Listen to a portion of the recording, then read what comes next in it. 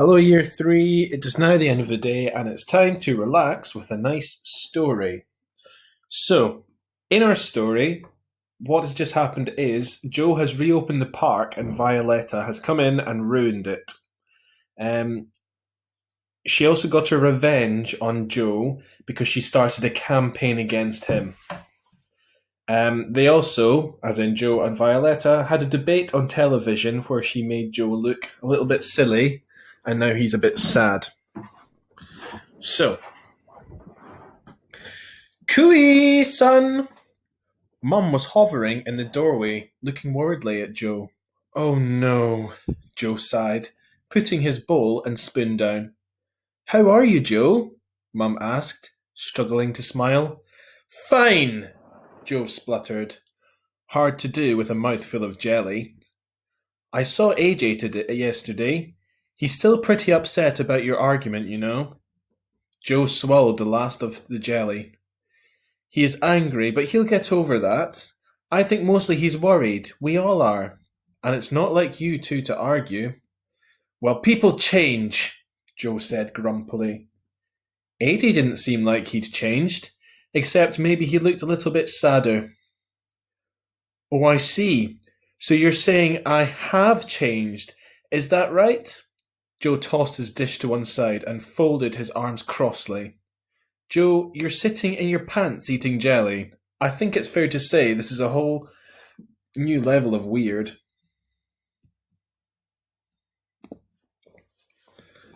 Mum pulled Joe up by the hand and hoisted him over to the window. Joe, what do you see? What? Just say what you see. A mother who's assaulting her son? Stop it. Tell me what you see. All right. I see London. People, policemen, buildings, a seagull doing its business. I see a country who needs a leader, Mum yelled triumphantly. There's people out there who need you, Joe. People who believed in you.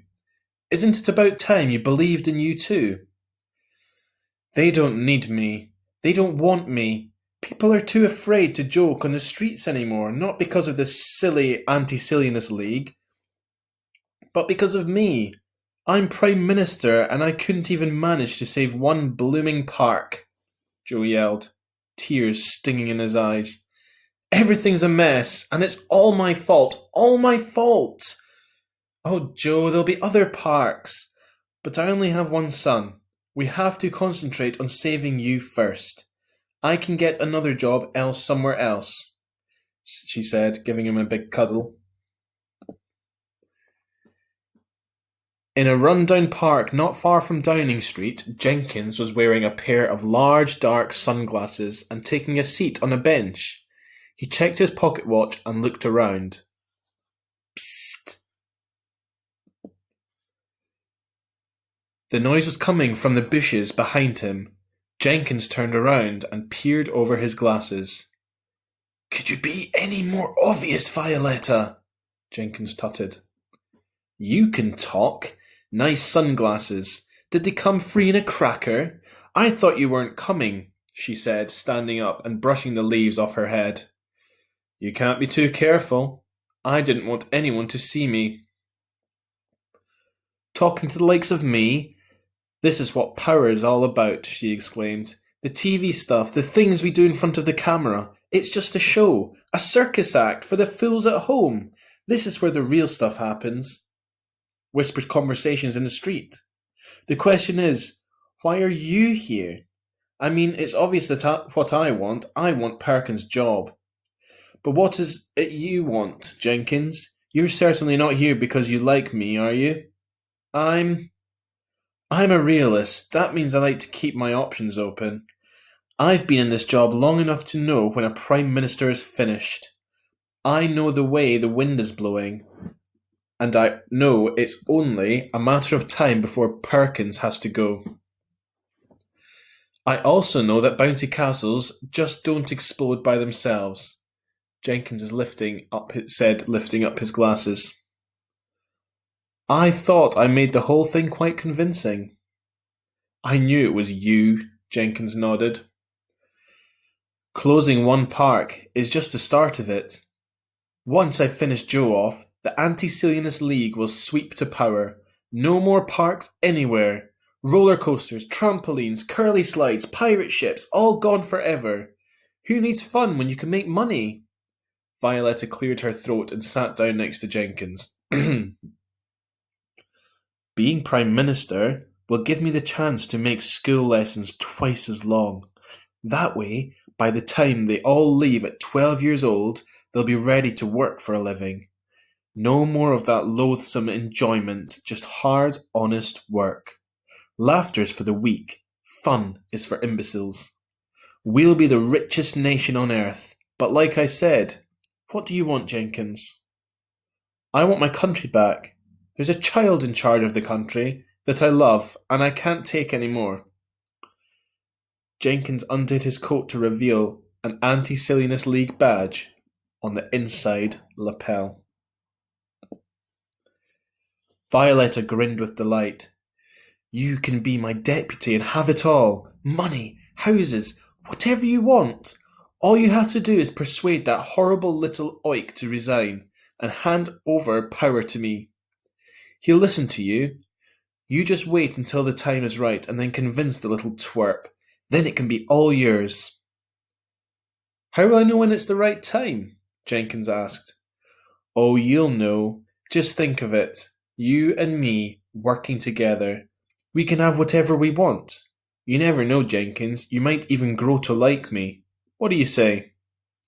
Jenkins looked at Violetta and smiled.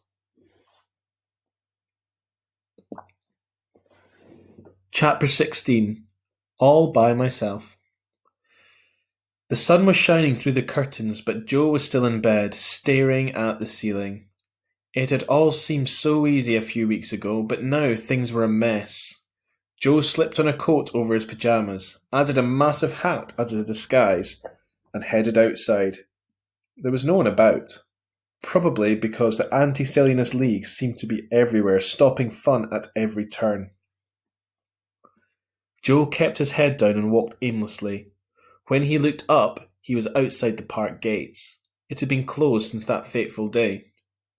Joe gazed through the gates, looking at what remained of his brilliant park. What had been chained up had been dismantled.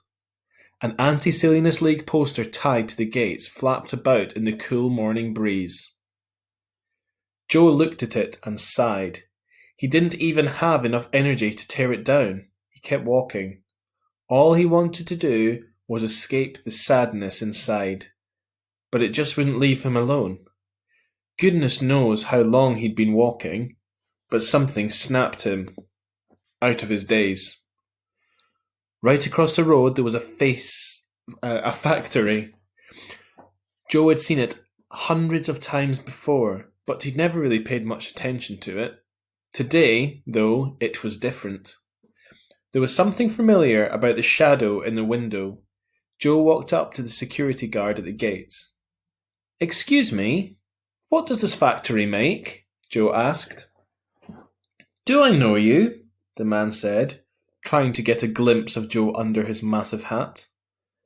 I live round here, Joe said, trying to disguise his voice. That's probably where you've seen me before. Oh, right, well, you know pork pies? Yeah. You know the jelly that you get with them? Yeah. Well, this is the place that puts the jelly into pork pies, he said, shrugging his shoulders. I know, pretty grim, huh? I wouldn't like to be stuck inside for 12 hours a day, pumping a pie full of goop. Nope, not me. Joe peered at the shadowy figure in the window, trying to see if it was. Yes, it was. It was his mum. He'd know the bouffant hair anywhere. His mum was working in a pork pie factory. She hated those things. It was too much for Joe to take. He turned and ran. Okay, we are going to stop the story here. I hope that you've had a nice day and I hope you have a nice evening, and I will see all you guys later. Bye.